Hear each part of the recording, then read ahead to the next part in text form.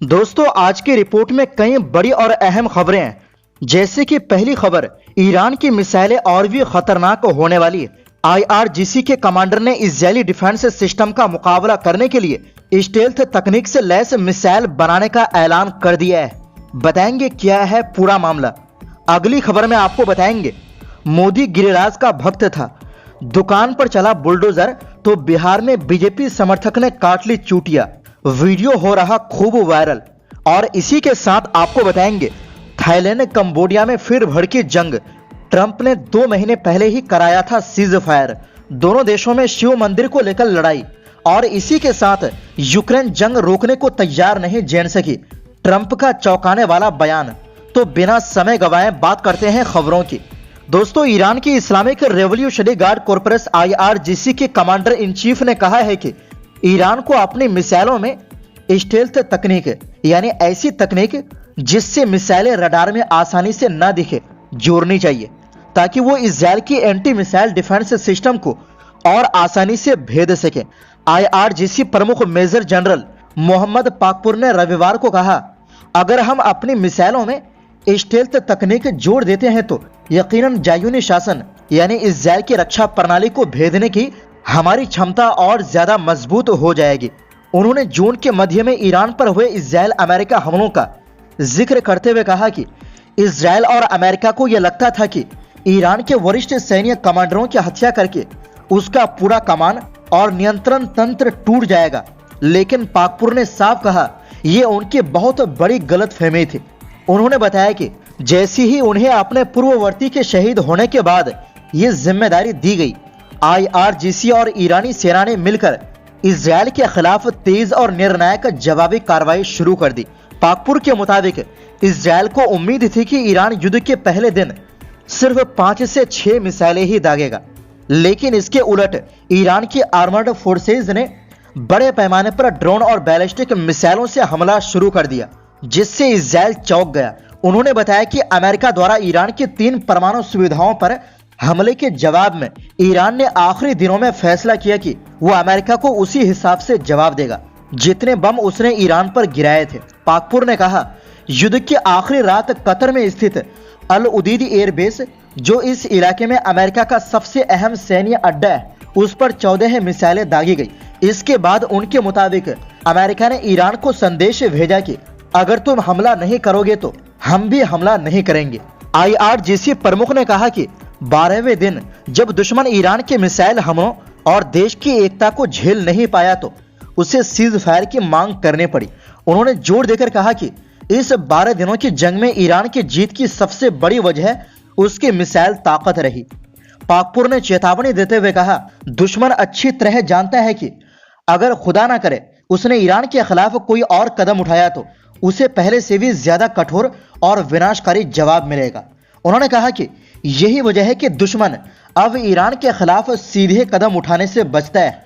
IRGC प्रमुख ने यह भी कहा कि दुश्मन लगातार अपनी कमजोरियों को दूर करने की कोशिश कर रहे हैं, इसलिए ईरान को भी तैयारी बनाए रखनी होगी और तकनीकी व सैन्य क्षमताएं और मजबूत करनी होंगी। उन्होंने हाल की जंग को तकनीक और आर्टिफिशियल इंटेलिजेंस की जंग बताया, क्योंकि मैदान में ईरान को अमेरिका और यूरोपीय देशों की अत्याधुनिक प्रणालियों का सामना करना पड़ा। अंत में पाकपुर ने कहा कि आने वाले समय में एयर डिफेंस सिस्टम को और मजबूत करना और स्टेल्थ तकनीक के विकास को प्राथमिकता देना बेहद जरूरी है।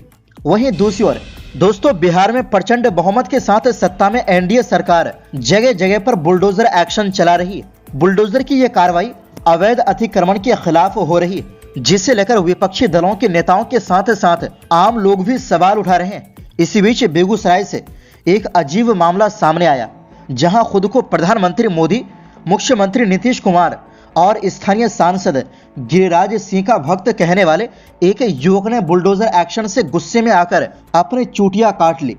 इसका वीडियो सोशल मीडिया पर खूब वायरल हो रहा है। दरअसल बेगूसराय के लोहिया नगर झोपड़पट्टी इलाके में पिछले कई दिनों से अतिक्रमण हटाओ अभियान चल रहा है। इस अभियान के कारण कई लोगों के घर दुकान टूट रही है। जिनका घर दुकान टूट रहा है वो बुरी तरह से भड़के नजर आ रहे हैं। इस बीच दुकान पर बुलडोजर चलने की कार्रवाई के विरोध में एक युवक ने खुद की चूटियां काट ली। युवक ने खुद को बीजेपी का कट्टर समर्थक बताया वायरल वीडियो में वो कहता सुनाई पड़ रहा है कि वो प्रधानमंत्री नरेंद्र मोदी, मुख्यमंत्री नीतीश कुमार और गिरिराज सिंह का समर्थक है, लेकिन अब घर दुकान ही नहीं रहा तो ये चूटिया गमछा क्या करेगा। साथ ही युवक ने गमछे को पास में खड़े कुत्ते को पहना दिया। युवक खुद को सनातन का समर्थक बताता है, जिसकी वजह से वो शिखा और पीला गमछा धारण करता था। युवक का मानना है कि उसकी शिखा और उसका घर उसका शान और उसकी इज्जत थी। जब उसका घर ही नहीं बचा तो वो शिखा रखकर क्या करेगा। युवक का कहना है कि उसका घर और उसकी चाय की दुकान पर बुलडोजर चलने से पूरा परिवार सड़क पर आ गया है। युवक का नाम कुंदन कुमार बताया जा रहा है, जो सालों से लोहिया नगर ओवर ब्रिज के नीचे बने झोपड़पट्टी में परिवार के साथ रहा करता था। उसका कहना है कि सरकार ने उसका सब कुछ तबाह कर दिया है। बिना किसी वैकल्पिक व्यवस्था के किसी का आशियाना तोड़ना सही नहीं है, इसलिए उसने अपनी शिखा को हटा दिया है। अब सरकार भी हटेगी। मालूम हो कि बेगूसराय में पिछले 5 दिनों से अतिक्रमण के खिलाफ कार्रवाई जारी है, जिससे कई लोगों का परिवार सड़क पर आ गए हैं। युवक की इसी इलाके में एक चाय की दुकान थी, जिससे परिवार का गुजर बसर होता था, इसलिए कुंदन गुस्से में और लगातार अपना विरोध जता रहा है। वहीं दूसरी ओर दोस्तों, थाईलैंड और कंबोडिया के बीच एक बार फिर हिंसा भड़क गई। सोमवार सुबह थाईलैंड ने कंबोडिया के ठिकानों पर एयर स्ट्राइक की। थाईलैंड का कहना है कि उसने सिर्फ सैन्य ठिकानों पर एयर स्ट्राइक की है। यह हमला ऐसे समय में हुआ है जब कुछ महीने पहले ही दोनों देशों के बीच अमेरिका के राष्ट्रपति डोनाल्ड ट्रंप की मौजूदगी में शांति समझौता हुआ था। उस वक्त 5 दिन चली लड़ाई में 30 से ज्यादा लोग मारे गए थे, जबकि हजारों लोगों को घर छोड़ना पड़ा था। थाईलैंड के मुताबिक कंबोडिया कई दिनों से सीमा पर भारी हथियार जमा कर रहा था और अपनी सेना को नई जगहों पर तैनात कर रहा था। इसी वजह से उन्हें हवाई हमला करना पड़ा। थाईलैंड और कंबोडिया के बीच लंबे समय से बॉर्डर पर मौजूद एक प्राचीन शिव मंदिर परिह विहियर को लेकर विवाद है। ये मंदिर कंबोडिया के बॉर्डर में है, लेकिन आसपास के जमीन पर दोनों देश अपना अधिकार बताते हैं। वहीं कंबोडिया ने थाईलैंड के आरोपों को झूठा बताया है। उसका कहना है कि उसने कोई हमला नहीं किया और वो सभी मुद्दों को शांतिपूर्ण तरीके से सुलझाना चाहता है, लेकिन थाई सेना कई दिनों से उकसाने वाली हरकतें कर रही।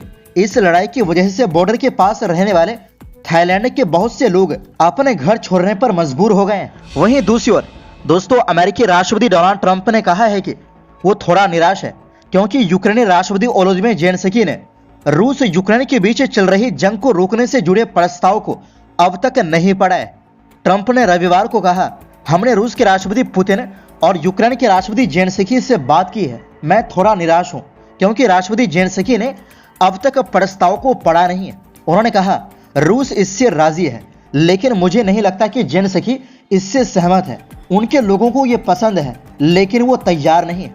दरअसल रूस और यूक्रेन के बीच जारी जंग को रोकने के लिए लगातार बातचीत चल रही है। इसी बीच रूस की ओर से यूक्रेन पर लगातार बमबारी की खबरें भी आ रही है। रूस ने यूक्रेन पर शनिवार को रात भर हवाई हमले किए। यूक्रेन के एक बड़े औद्योगिक शहर क्रेमेंचुक के मेयर ने बताया कि शहर पर बड़े स्तर पर हमला हुआ। वहीं रूस के रक्षा मंत्रालय ने दावा किया कि उसने अलग अलग इलाकों में यूक्रेन के 77 ड्रोन मार गिराए। तो दोस्तों, फिलहाल के लिए इस रिपोर्ट में बस इतना ही। आपसे गुजारिश है, हमारी सपोर्ट के लिए वीडियो को लाइक शेयर करें और चैनल को सब्सक्राइब करना ना भूलें। बहुत बहुत शुक्रिया।